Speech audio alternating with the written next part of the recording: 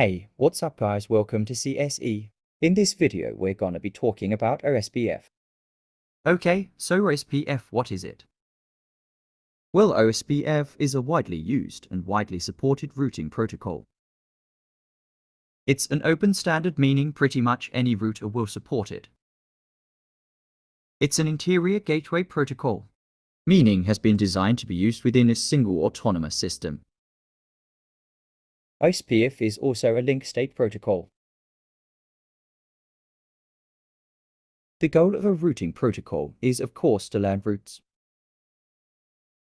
Now, the way OSPF does this is by learning about every router and subnet within the entire network.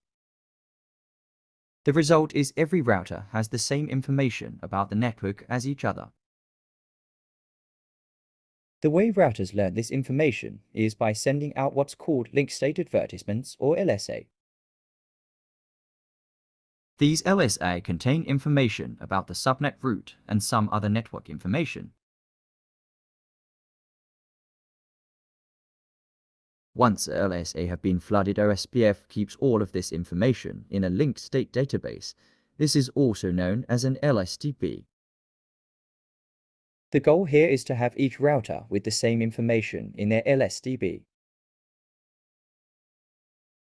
So that's the general goal of OSPF. Let's take a deeper look at how this actually works. There are three main steps to this process. First, becoming OSPF neighbors. This is where connecting routers running OSPF agree to form neighbor relationships. Next, exchanging database information. After becoming neighbors, the routers will then exchange their LSDB information. And finally, choosing the best routes. Once the LSDB information has been exchanged, each router will then choose the best routes to be added to the routing table. This is done by running a calculation called SPF. First, we'll look at how connected routers form neighbor relationships.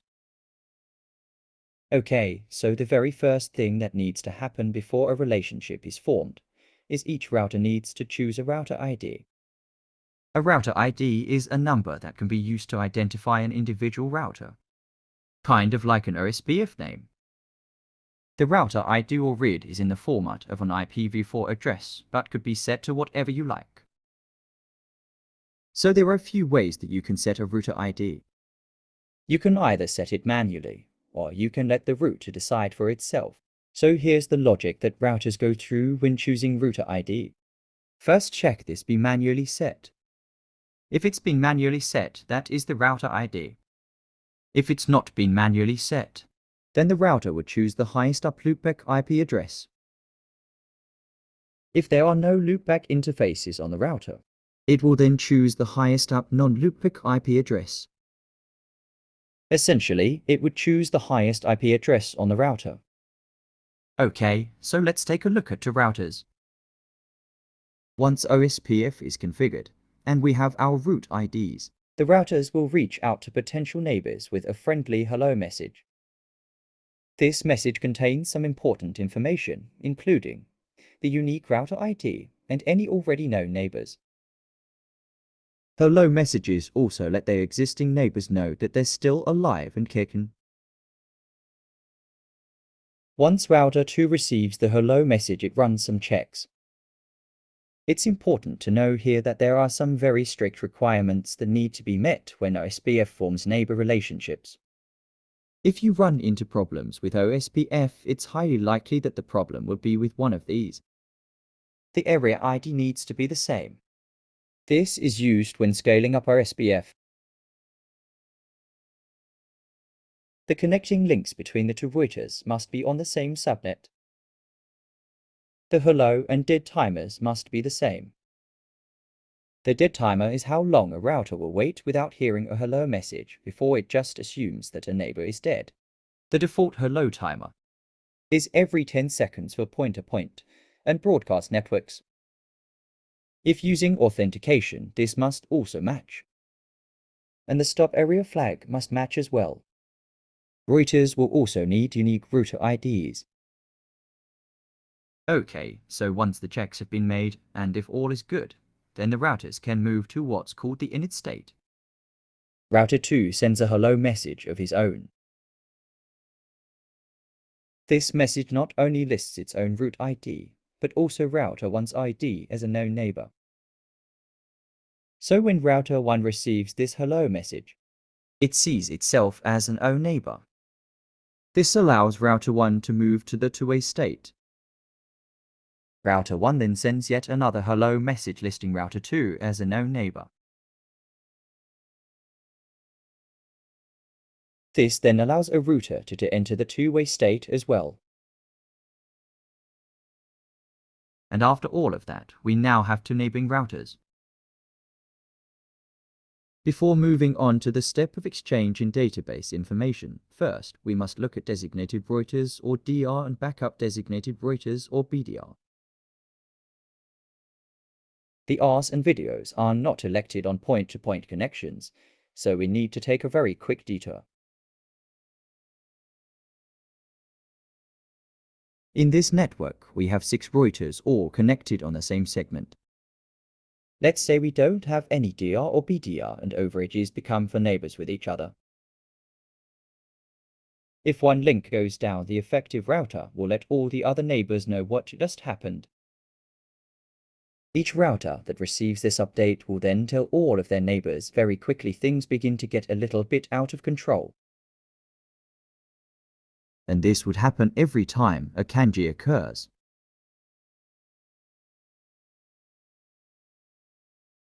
Instead, DR and DBR is elected. The election of a DR and DBR is done based on the highest OSPF priority. Now the priority is set to 1 by default. But this can be changed to influence the election. If the priority 2is, then the election is based on the highest router ID. When on the same segment, routers will only become full neighbors with DR and BDR. The other neighbors will remain in the two-way state we just looked at. This means every router will ignore updates unless they come from the DR, so let's look what happens now. The link goes down. The router floods of the updates, and the other routers ignore it. Then the DR reflects the update, and now the other routers pay attention. Look at that, much better. Okay, so back to our diagram. Once the exchange process starts, both routers enter the X start state. At this point, the router selects a slave and master. This is based on the router ID. The master will control the sequence numbers and start the exchange process. Thankfully, we don't need to know much more than that. Now we move on to the exchange dates. Both routers send each other a list of their LSA. This is called a database description, or DBD. Now on to the loading states. Each router will look over the DBD and request any information it doesn't already have. The reason it does this is to prevent loops or requiring in the root is to request the information rather than just firing out updates. So as an example, router 1 sees that router 2 has the LSA for 192.168.0. So it says, could you send me over the 3.0 network? And then sends a request. This request is good a link state requests, or LSR. Router 2 responds with OK, here you go, and sends a linked state update, or LSU. Router 1 then sends over a link state acknowledgement, or LSACK. The same happens again for router 2. Router 2 sends a request for the 10 subnet.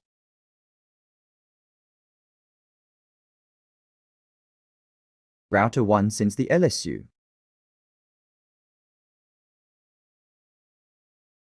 And router 2 sends LSACK. Once the exchange of LSAs has completed, both routers enter the full neighbor state. Remember, this is a point-to-point network. On a broadcast like we saw earlier, they will only form the full neighbor relationship with DR and BDR.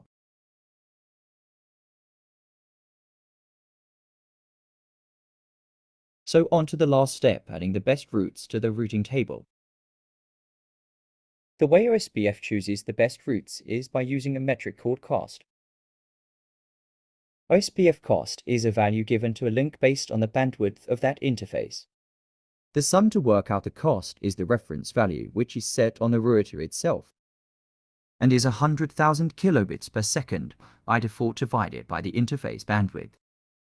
Don't worry too much about the sum, just try and remember these cost values. Serial interfaces. 1544 kilobits per second.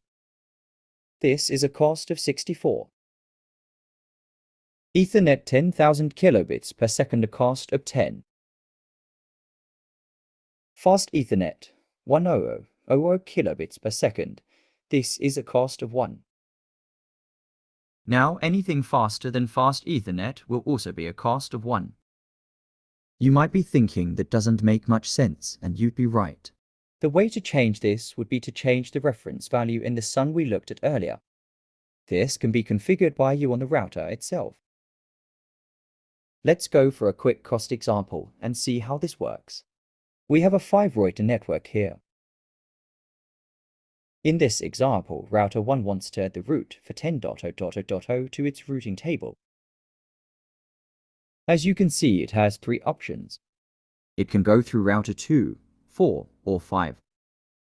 To make this decision, it will do some simple math to calculate the cost of each one. First, router 4. The first link is a 1544 kilobits per second. So this is a cost of 64.